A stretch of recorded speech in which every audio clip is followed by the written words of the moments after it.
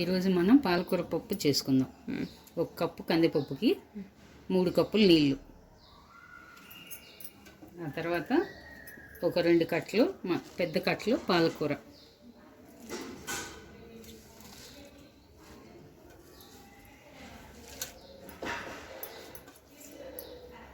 పచ్చిమిరపకాయలు, ఒక నిమ్మకాయ సైజ్ అంతా చింతపండు.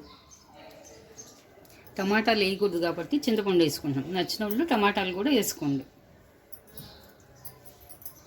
మీకు నచ్చినంత కారం వేసుకోండి. నేను 1 స్పూన్ వేస్తున్నాను.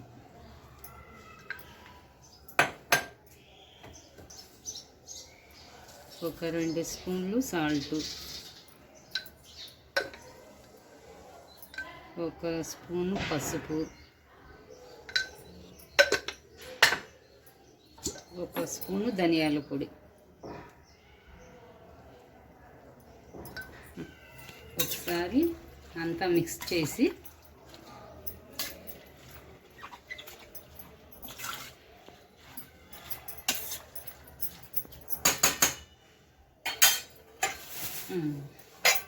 విజిల్ పెట్టి ఒక 4-5 విజిల్లు వచ్చేదాకా ఉంచుకోండి. 4 విజిల్లు అయినాక ఇలా వచ్చింది, కొంచెమే నీళ్ళు ఉంది, అవి వంచుకొని మనం పప్పు రుబ్బుకుందాం.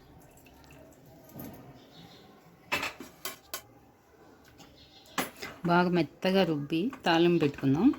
బాగా మంచి టేస్ట్ వచ్చింది. మెత్తగా పప్పు రుబ్బితే బాగా రుచి ఉంటుంది. పాలకూర అంతా బాగా మెదిగింది కదా, అప్పుడు బాగా వచ్చింది.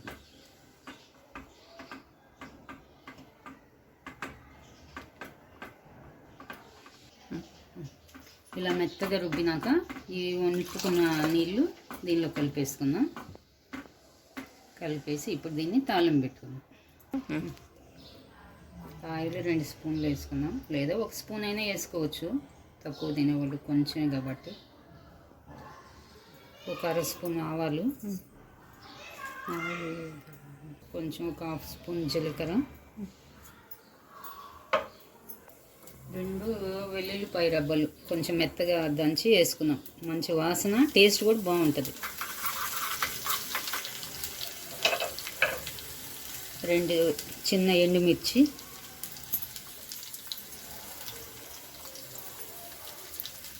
ఒక 2 రెబ్బలు కరివేపాకు,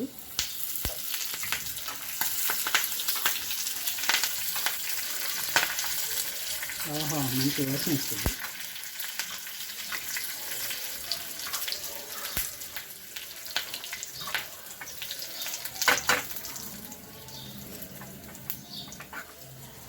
దీన్ని మనం దీనిలో కలుపుకుందాం. కలిపి ఇలా ఒక 2 నిమిషాలు, ఒక 2 నిమిషాలు కూడా అవసరం లేదు, ఆఫ్ చేసుకోవచ్చు. మాకైతే 2 స్పూన్లు ఉప్పు సరిపోయిందండి. మీకు కొంచెం తగ్గినట్టుంటే కొంచెం వేసుకోండి. అంతేనండి, పాలకూర పప్పు రెడీ.